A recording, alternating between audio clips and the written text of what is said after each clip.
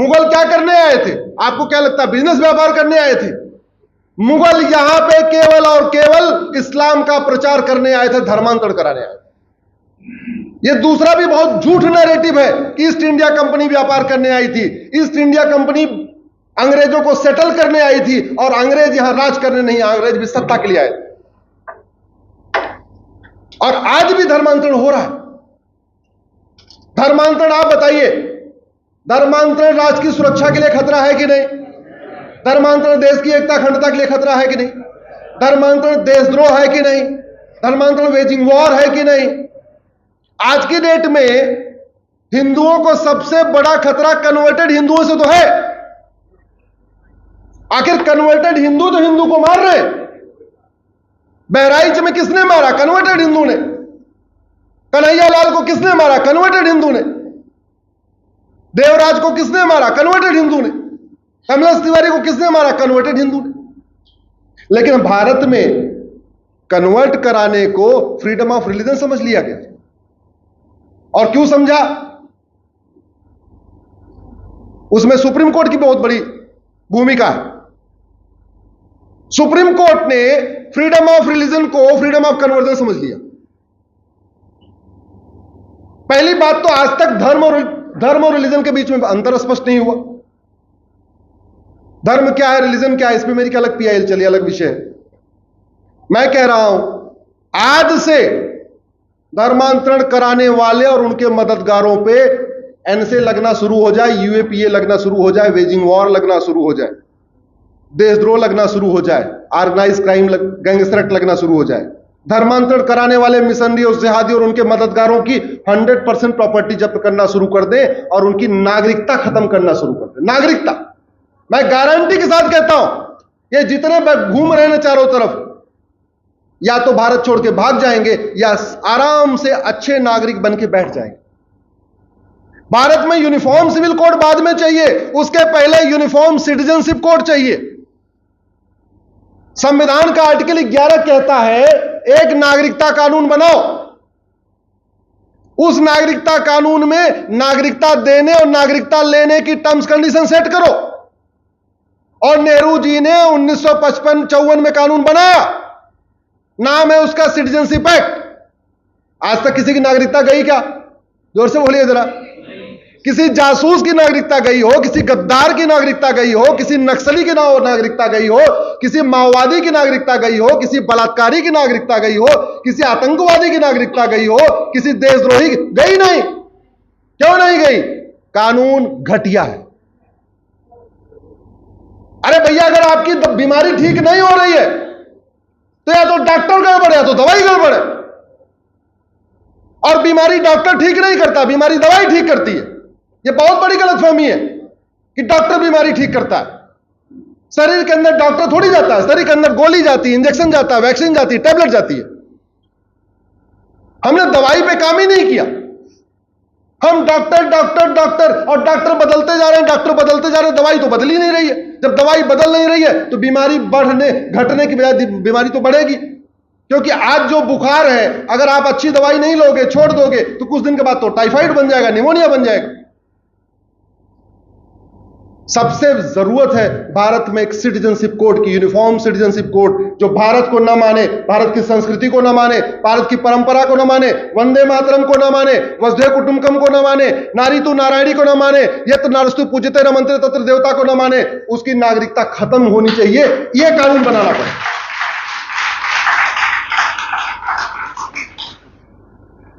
उसमें हमारी भी बहुत बड़ी कमी है। हमारे हजारों संगठन, हजारों एनजीओ, सब लोग काम कर रहे हैं और अच्छा काम कर रहे हैं, अच्छा काम कर रहे हैं, एफर्ट मार रहे हैं, लेकिन अलग अलग दिशा में। कुछ लोग लगता है मंदिर बनाएंगे हिंदू बच जाएगा। मैं आपसे पूछता हूं, मंदिर बनाने से जनसंख्या विस्फोट रुक जाएगा क्या? जोर से बोलिए जरा। मंदिर बनाने से घुसपैठिए आने बंद कर देंगे क्या? जो यहां है भाग जाएंगे क्या? मंदिर बनाना चाहिए। मंदिर से धर्म की जय होती है, लेकिन मंदिर से अधर्म का नाश होता है क्या? जोर से बोलिए जरा। और अधर्म का नाश किए बिना धर्म की जय नहीं हो सकती, ध्यान रखिएगा। हम कहते हैं ना, धर्म की जय हो, अधर्म का नाश हो, प्राणियों में सद्भावना हो, विश्व का कल्याण हो। उसमें सबसे इंपॉर्टेंट है अधर्म का नाश। अधर्म का नाश करिए, धर्म की जय शुरू हो जाएगी। धर्म की जय करने से अधर्म का नाश नहीं होता, अधर्म का नाश करने से धर्म की जय होती। कुछ लोग कह रहे हैं कि हां, हम गौशाला खोलेंगे। बहुत अच्छा है, गौशाला खोलनी चाहिए, हमारी संस्कृति है, हमारी परंपरा है। मुझे एक बताइए, गौशाला बनाने से घुसपैठ बंद होगी, धर्मांतरण बंद होगा, जनसंख्या विस्फोट बंद होगा क्या? मैं विरोधी नहीं हूं। बहुत सारे लोग अलग अलग तरीके से, कुछ लोग रामलीला कर रहे हैं, कुछ ये कर रहे हैं, कुछ वो कर रहे हैं, कुछ वो कर रहे हैं, लेकिन जिसकी वजह से रेशियो डिस्टर्ब हो रहा है। कुछ लोग कह रहे हैं एक कटोगे तो बटोगे, बटोगे तो कटोगे, सॉरी, बटोगे तो कटोगे। चलो ठीक है, नहीं बटते, लेकिन मुझे ये बताओ, एक होने के बाद जो बॉर्डर पे 2000 रुपए देके घुसपैठियों को अलाउ कर रहा है, रुक जाएगा क्या? अगर नहीं बटेंगे, एक हो जाएंगे, जो उनका आधार बना रहा, राशन कार्ड बना रहा, वोटर आईडी बना रहा, ड्राइविंग लाइसेंस बना रहा, रुक जाएगा क्या? अरे भैया, पहले आपको खौफ पैदा करना पड़ेगा। एक बटेंगे तो कटेंगे, बात तो समझ में आएगी, लेकिन बांटने वाले स्कूल तो बंद करने पड़ेंगे। मुगलों के समय वो बांटने वाले स्कूल मुश्किल से 1000 थे। आज के डेट में उन बांटने वालों स्कूलों के नफरती स्कूलों की संख्या लाखों में पहुंच गई, और उसको संविधान का प्रोटेक्शन दिया जा रहा है। मैं कई बार सोचता हूं कि हमारे माननीय जजों ने, पता नहीं उन्होंने भगवत गीता, बाइबल, कुरान पढ़ा है कि नहीं पढ़ा है। अगर पढ़ा है तो किस आधार पर कहते हैं सब एक समान है, और नहीं पढ़ा है तब किस आधार पर कहते हैं सब एक समान है? ये इस पे चर्चा होनी चाहिए। कहते हैं मजहब नहीं आपस में बैर सिखाना। अरे मजहबी बैर से रखना सिखाता, और सिखाता क्या है? बांग्लादेश में जो हो रहा है किस लिए हो रहा है? मजहब के कारण। भारत में जो हुआ किस लिए? मजहब के कारण। सब कुछ तो हो रहा है। और अंत में अपनी बात एक मैं बता दूं, क्योंकि हमारे वर्तमान माननीय chief justice of India Maharashtra के हैं, और बड़े दिन बाद उनको लंबा टेन्योर मिला है, नहीं तो 6-6 महीने सब यहां रहा करते थे। उनके पिताजी भी बहुत long service chief justice of India थे, और महाराष्ट्र के ही हैं। महाराष्ट्र के अहमदनगर की डेमोग्राफी बदल गई, मूल कारण है घुसपैठ, धर्मांतरण, जनसंख्या विस्फोट। महाराष्ट्र के अकोला की डेमोग्राफी बदल चुकी है, मूल कारण है घुसपैठ, धर्मांतरण, जनसंख्या विस्फोट। अमरावती, औरंगाबाद, बीड, भंडारा, बुल्हाना, चंद्रपुर, धुले, गढ़चिरौली, गोंडिया, हिंगोली की डेमोग्राफी बदल चुकी है, मूल कारण है 3, घुसपैठ, धर्मांतरण, जनसंख्या विस्फोट। महाराष्ट्र के जलगांव, जालना, कोल्हापुर, लातूर, मुंबई, नागपुर, नांदेड़, नंदुरबार और नासिक की डेमोग्राफी बदल चुकी है, मूल कारण है घुसपैठ, धर्मांतरण, जनसंख्या विस्फोट। यह घुसपैठ लाइलाज समस्या नहीं है, यह धर्मांतरण लाइलाज समस्या नहीं है, लेकिन चल इसलिए रहा है क्योंकि सजा नहीं होती, और सजा इसलिए नहीं होती, आज तक सुप्रीम कोर्ट ने भारत में जस्टिस विद इन ईयर लागू करने का प्रयास नहीं किया। इसका मतलब यह हुआ, जो महाराष्ट्र की डेमोग्राफी बदल रही है उसके लिए भी माननीय सुप्रीम कोर्ट ही जिम्मेदार। महाराष्ट्र के उस्मानाबाद की डेमोग्राफी बदल गई, पालघर की बदल गई, परभनी की बदल गई, पुणे की बदल गई, रायगढ़ की बदल गई, रत्नागिरी की बदल गई।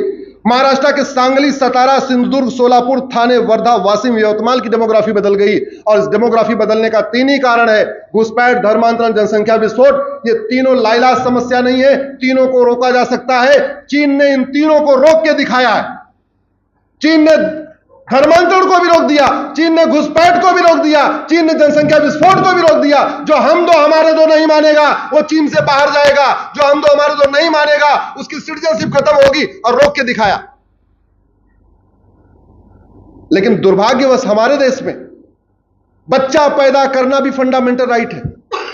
जमीन 2%, पानी 4%, जनसंख्या दुनिया की 20% हो गई है, इसके बाद भी चर्चा नहीं हो रही है। इसलिए मेरा यह मानना है, बहुत सारी समस्याओं का समाधान नियम कानून बना के हो सकता है। नियम कानूनों को बदलने की जरूरत है, शिक्षा में संस्कार की जरूरत है, कानून का खौफ करने रखने की जरूरत है, और वो तभी होगा जब नियम कानून बदलेंगे, उसके बिना नहीं हो सकता। हम हर साल इंडिपेंडेंस डे मनाते हैं। इंडिपेंडेंस को हिंदी में कहते हैं स्वतंत्रता दिवस। स्वतंत्र मनाते नहीं मनाते 15 अगस्त को? स्वतंत्र, स्व मतलब सेल्फ, तंत्र मतलब सिस्टम। कौन सा सिस्टम हमारा है? एजुकेशन सिस्टम हमारा है क्या? पुलिस सिस्टम हमारा है क्या? जुडिशियल सिस्टम हमारा है क्या? टैक्स सिस्टम हमारा है क्या? बिजनेस सिस्टम हमारा है क्या? कौन सा सिस्टम हमारा है? और 26 जनवरी क्या मनाते हैं? गणतंत्र दिवस। क्यों मनाते हैं? क्योंकि उस दिन संविधान लागू हो गया था। और संविधान का पहला क्या शब्द है? सोवरिन। सोवरिन को हिंदी में क्या कहते हैं? संप्रभु। और संप्रभु का मतलब न गुलामी का नाम होना चाहिए, न गुलामी का निशान होना चाहिए, न गुलामी की कुरीतियां होनी चाहिए, न गुलामी की कुप्रथाएं होनी चाहिए, न गुलामी की परंपरा होनी चाहिए, न गुलामी की शिक्षा होनी चाहिए, न गुलामी की चिकित्सा होनी चाहिए, न गुलामी की न्याय व्यवस्था होनी चाहिए, न गुलामी की प्रशासनिक व्यवस्था होनी चाहिए, न गुलामी की टैक्स व्यवस्था। सब कुछ हमारा होना चाहिए। हो गया क्या? क्योंकि डॉक्टर तो बदले लेकिन दवाई नहीं बदले, और जब दवाई नहीं बदलेगी तो बीमारी खत्म नहीं होगी। याद रखिएगा, डॉक्टर बदलने से बीमारी ठीक नहीं होती है, बीमारी ठीक होती है दवाई बदलने से। इसी के साथ मैं अपनी बात खत्म करता हूं, समय हो चुका है। बहुत बहुत धन्यवाद, बहुत बहुत आभार। शेष सोशल मीडिया के माध्यम से जुड़े रहेंगे, चर्चा करते रहेंगे, बात करते रहेंगे। हम अपना प्रयास कर रहे हैं और ये जानते हुए भी प्रयास कर रहे हैं कि राजीव दीक्षित जी को जहर देके मारा गया। ये जानते हुए भी कि शास्त्री जी की मौत कैसे हुई थी, ये जानते हुए भी श्यामा प्रसाद जी को कैसे मारा गया था, ये जानते हुए भी दीनदयाल जी को कैसे मारा गया। इसके बावजूद मैं अपने रास्ते पे चल रहा हूं, बाकी शेष भगवान की मर्जी। बहुत बहुत धन्यवाद, बहुत बहुत धन्यवाद।